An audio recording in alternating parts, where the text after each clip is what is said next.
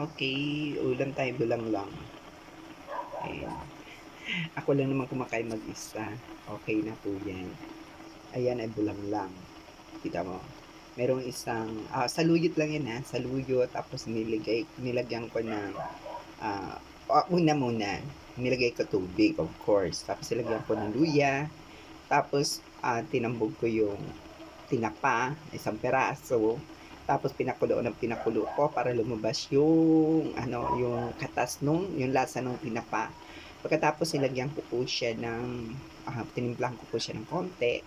Pagkatapos matimplahan, ayan, tinambog ko na po yung ating saluyot. Okay, tapos yung saluyot nilagay ko na po yung ano, ano ba tawag 'to? Um, Onions. Ano ba yung onions? Sibuyas, yan. Okay, so ayan na po siya. Kanina pa po yan kumukulo. Ayan. Sige, papatayin na po natin later.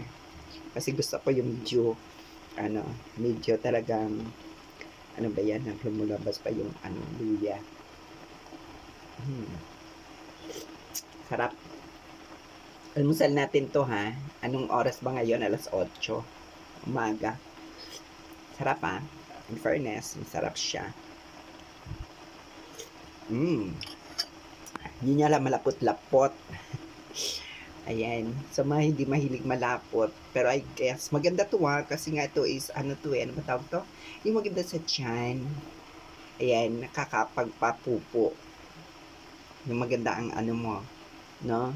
Maganda kasi sa saluyot niya siya, mataas sa fiber. Ayan. Okay. Sige, patay na po natin. Charan! Ayan na po siya. Diba? Okay. Ayan. Ito po yung tinapak ko.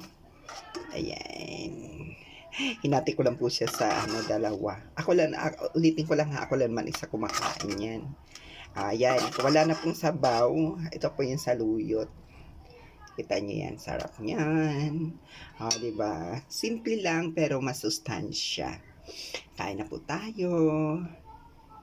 Okay, lilipat na po natin siya sa bowl para makakain na. Ayan. Okay.